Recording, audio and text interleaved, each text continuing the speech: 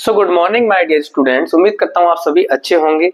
आज हम इस वीडियो में जानेंगे चैप्टर द्विघात समीकरण के अंदर जो एक टॉपिक है कि शून्यकों का गुणनफल और शून्यकों के योगफल के बीच में संबंध हम कैसे सिद्ध करते हैं, उसी को हम इस वीडियो में जानेंगे। तो आप वीडियो में बने रहिएगा, वीडियो को पूरा देखिएगा तो आपके सारे डाउट क्लियर हो जाएंगे। तो मूलों को सत्यापन कैसे करते हैं हम आज जानेंगे। तो मूलों के कुछ गुणधर्म होते हैं। जैसे पहला सवाल मैं लिखूं, पहला सवाल क्या है, x square minus 4x minus 5 x square minus 4x minus 5 is equals to 0। तो सबसे पहले क्या करेंगे, इसके मूल निकालेंगे। इसके मूल निकालने के बाद उनको सत्यापित करेंगे या सिद्ध करेंगे उसके गुणधर्म को, जो भी उसकी प्रॉपर्टी होती है। ठीक है, तो कैसे करेंगे मैं सवाल के माध्यम से आपको बताऊंगा। पहले सबसे पहला काम कैसे गुणनखंड करते हैं, गुणनखंड कैसे होंगे। सबसे पहला काम पहले का गुणा तीसरे में, यानी कि 1 into 5 कितना आ जाएगा 5। पहले का गुणा तीसरे में, इस वाले का मल्टीप्लाई इधर, तो 1 into 5। अब बीच वाले को क्या करते हैं, बीच में जो 4x लिखा है इसको इस तरीके से तोड़ेंगे कि जब उन दो नंबरों को जोड़ा या घटाया जाए तो 4x आए, लेकिन जब उन्हीं दो नंबरों का गुणा किया जाए तो कितना आए 5 आए। तो 5 को देखते हैं किसके टेबल में आता है, 5 आता है 1 के में 5 बार। तो क्या यहाँ पर 1 into 5। अब इनको अगर हम देखें इन दोनों नंबरों को, इनको जोड़ेंगे तो 6 आएगा, लेकिन अगर इनको घटाएं 5 में से 1 तो कितना बचेगा 4x, और अगर उसी 5 में 1 का गुणा करें तो कितना आ जाएगा 5, यानी कि ये वाली कंडीशन हमारी बिल्कुल सही है। तो हम इस एक्स स्क्वायर को लिख सकते हैं, क्योंकि हमें माइनस का 4x बचाना है। तो हम क्या करेंगे, जो बड़ा नंबर है उसको माइनस करेंगे, माइनस 5x, और छोटे वाले को लेंगे प्लस का, तो प्लस के x। तो माइनस के 5x में से प्लस के x है तो कितना माइनस के 4x हमें मिल जाएगा, और इस माइनस 5 को ऐसा कैसा एज इट इज लिखा रहेगा। उसके बाद क्या करेंगे, अब अगला स्टेप होता है इन दोनों में से कॉमन निकालना। तो इन दोनों में से क्या कॉमन निकल रहा है, x अंदर क्या बचा हमारा x माइनस 5। अब सेम इन दोनों में से क्या कॉमन, जब कुछ भी कॉमन ना आए तो क्या बचता है 1 कॉमन, अंदर क्या बचा x माइनस 5। अगर ब्रैकेट के अंदर सही बन रहा तो हमारा सवाल बिल्कुल सही है। कितना आ गया हमारा x माइनस 5, जो ब्रैकेट में उसको एक बार लिखेंगे और जो बाहर है उसको एक बार, और x प्लस 1। तो यहाँ तक क्या हो गया हमारा, ये इसके गुणनखंड हमने कर दिए। गुणनखंड तो हमने कर दिए। अब इसके अगर बात करें हल की, तो इसके हल कैसे हैं। अब इसके हल के लिए हम क्या करते हैं, जो भी गुणनखंड आए इसके दो, उन दोनों गुणनखंडों को हम 0 के बराबर रखते हैं। कैसे, जो x माइनस 5 है उसको एक बार 0 के बराबर रखेंगे, कितना आ जाएगा, और ऐसे x प्लस 1 को 0 के बराबर रखेंगे। तो x माइनस 5 को 0 के बराबर रखा तो x का मान आ गया प्लस के 5, और ऐसे x plus 1 0, x equals to कितना आ जाएगा माइनस के 1।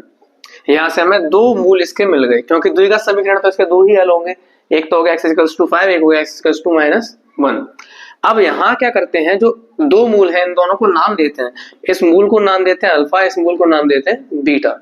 तो ये जो मूल है इसको हम क्या कहते हैं अल्फा, यहाँ मैं लिख देता हूँ हिंदी में, ये है अल्फा, और जो ये वाला मूल है इसको कहते हैं बीटा। ये आप ध्यान रखिएगा। अब इन दोनों के बीच क्या प्रॉपर्टी होती है उसको हम सिद्ध कैसे करते हैं आप देख लीजिए। एक तो होता है मूलों को या फिर शून्यकों का, इसको शून्यक भी तो कहते हैं, मूल के लिए शून्यक के लो बात है कि शून्यकों का योगफल शून्यकों का योगफल। तो शून्य क्या है हमारे पास भाई, दो शून्य के हमारे पास, एक है अल्फा एक है बीटा, तो यानी कि इनका योगफल, इनको जोड़ना।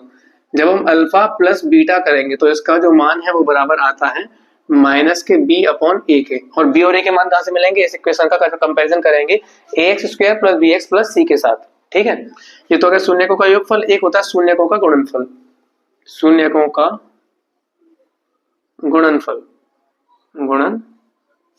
इन्हीं को सिद्ध करना होता है सवाल में, कोई सवाल ऐसे आ जाते हैं। तो गुणनफल क्या होता है शून्यकों का, यानी कि जो भी शून्य का अल्फा और बीटा उनका गुणा करना। तो अल्फा गुणा बीटा ये आता है c अपॉन a के बराबर। अब इनको सिद्ध कैसे करेंगे, बस केवल मान रखना है जो भी हमने सॉल्यूशन किया उसके हिसाब से। जैसे कि अल्फा का मान हमारे पास क्या है, अल्फा का मान है हमारे पास 5, और बीटा का मान हमारे पास क्या है माइनस के 1, तो प्लस ये वाला और माइनस के 1 बीटा की जगह लिख दिया हमने। फिर क्या है माइनस के b अपॉन a। अगर हम इस इक्वेशन का, जो हमारे पास इक्वेशन दे रखी है एक्स स्क्वायर माइनस के 4x माइनस 5, इसकी हम तुलना करें ax square plus bx plus c से, तो यहाँ हमें जो a का मान है क्या मिलेगा उस हिसाब से हम लिख देंगे। तो b की वैल्यू हमारे पास क्या है, यहाँ इससे हम कंपैरिजन करते हैं, b की वैल्यू माइनस के 4, एक माइनस बाहर पहले से ही है, और b का मान हमने माइनस 4 रखा तो ब्रैकेट में आ जाएगा। और नीचे क्या है a की वैल्यू जब कुछ भी ना हो जिसके साथ तो 1 होता है, तो यहाँ 1 आ गया।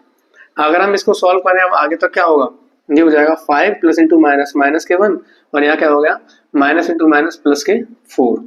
अब इसके बाद क्या होगा आगे, इसके बाद आगे होगा हमारे पास 5 में से 1 गया तो 4, तो 4 इज इक्वल्स टू 4। तो यहाँ जो संबंध है इनके बीच में, ये शून्यकों का योगफल जो उनके बीच में संबंध होता है हमने वो सिद्ध कर दिया। जब दोनों साइड बराबर आ जाए तो संबंध सिद्ध हो जाता है। आपके समझ में आ गया होगा। उसके बाद क्या है, शून्यकों का गुणनफल। अब शून्य क्या था हमारे पास, पहला शून्य क्या है 5, तो अल्फा की जगह 5 रखो। बीटा दूसरा शून्य क्या है -1, तो बीटा की जगह -1 रखो। इज इक्वल्स टू, ब्रैकेट क्यों लगाते हैं, ब्रैकेट इसलिए लगाते हैं हम कभी भी दो साइनों को इकट्ठा नहीं लिख सकते, जैसे कि n2 और -1 तो एक साथ नहीं लिख सकते, इनको ब्रैकेट में एक को लिखना पड़ेगा।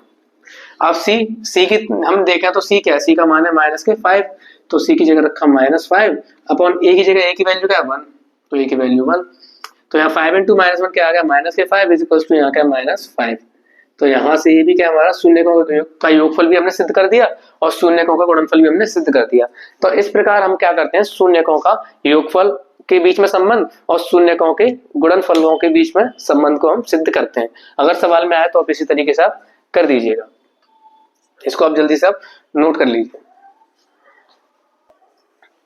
तो उम्मीद करता हूं आपको मैंने जो भी अभी इस वीडियो में समझाया है, शून्यकों का योगफल और गुणनफल के बीच में कैसे संबंधों को सिद्ध करते हैं, वो आपके समझ में आया होगा। अगर आपको वीडियो पसंद आई तो प्लीज इसको लाइक कीजिए और चैनल को प्लीज सब्सक्राइब कीजिए और अपने दोस्तों के साथ ज्यादा से ज्यादा इस वीडियो को शेयर कीजिए। तो मिलते हैं आपके साथ फिर अगली वीडियो में, जब तक के लिए जय हिंद जय भारत।